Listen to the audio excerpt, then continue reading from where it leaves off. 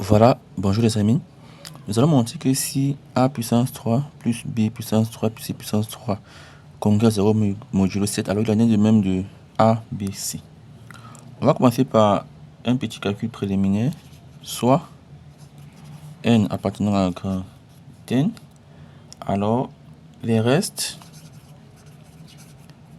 de la division euclidienne par 7 sont. Alors on a notre tableau ici, on va mettre les différents restes de la division euclidienne par 7.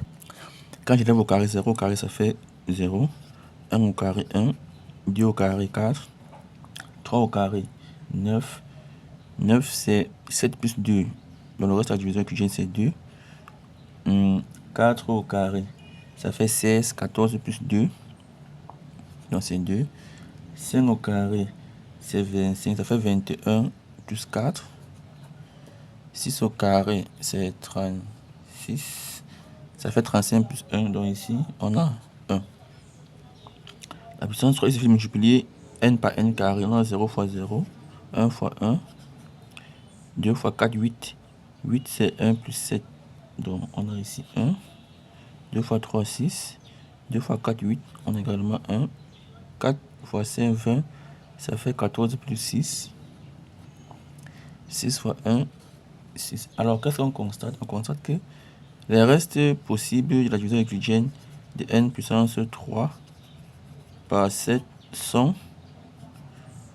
on a 3 valeurs, 0, 1 et 6. On va donc porter ici 0, 1 et 6. Et on va effacer notre tableau. Bon, on continue. Maintenant, on va revenir à l'exercice, soit A, B, C appartenant à N.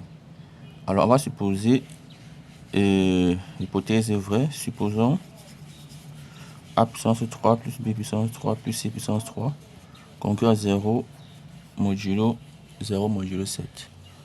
Alors, les restes possibles de la division euclidienne de A puissance 3, B puissance 3 et C puissance 3 sont, comme on l'a vu, 0, 1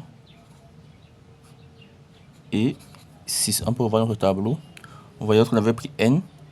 N puissance 3 avait pour reste possible 0, 1 et 6. En prenant A, B et C, ce sera pareil. Maintenant, par l'absurde, il faut voir par la négation de cette proposition. Par l'absurde, on va supposons A, B, C non congrue à 0 modulo 7. Ça signifie que le reste de la division euclidienne est différent de 0, ou alors que ABC n'est pas un multiple de 7. Donc, si ce produit n'est pas un multiple de 7, ça signifie que aucun de ces termes n'est un multiple de 7. Alors, cela signifierait quoi? Que A, aucun des valeurs A et B n'est congrue à 0 modulo 7. Donc, A est non congrue à 0 modulo 7 et B non congrue à 0 modulo 7 et C non congrue à 0 modulo 7. Dès lors, les restes possibles de la division de A puissance 3, B puissance 3 et C puissance 3 par 7 sont 1 et 6.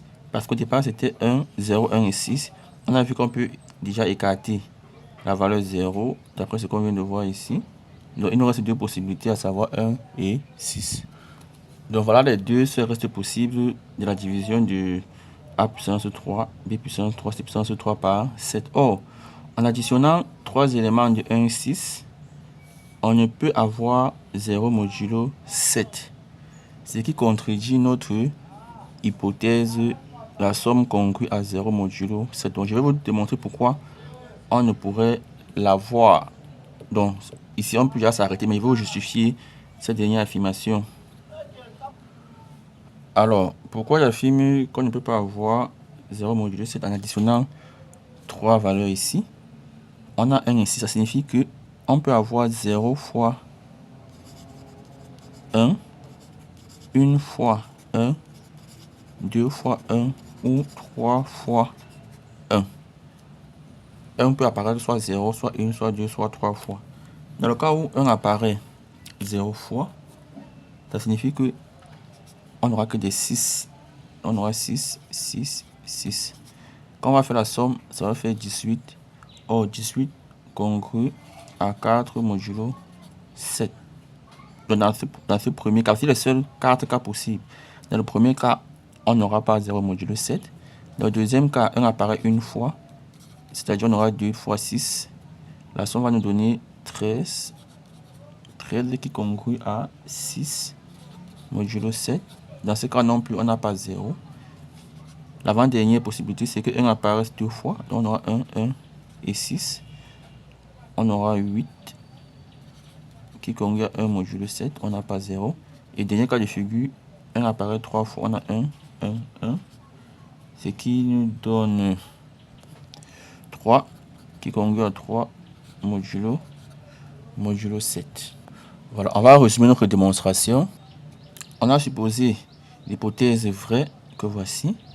Alors, on a les restes possibles de a puissance 3, b puissance 3, c puissance 3 sont 0, 1 ou 6. On a démontré par le tableau. Maintenant, par la suite, on suppose la conséquence fausse, ce qui nous permet de dire que ni a, ni b, ni c n'est congru à 0 modulo 7.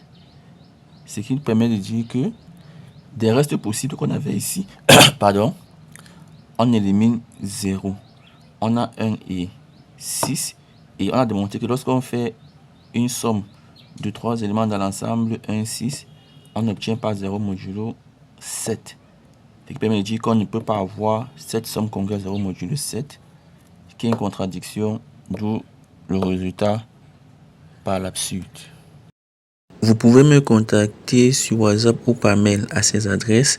Vous pouvez intégrer le club XMath où vous pouvez poser vos problèmes et avoir une réponse dans un délai de 5 minutes.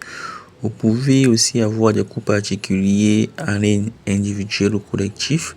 Vous pouvez bénéficier d'un coaching où nous allons identifier et résoudre votre problème réel en mathématiques. Vous pouvez bénéficier de nos formations, nos programmes, nos documents, nos produits. Il suffit d'aller dans la description.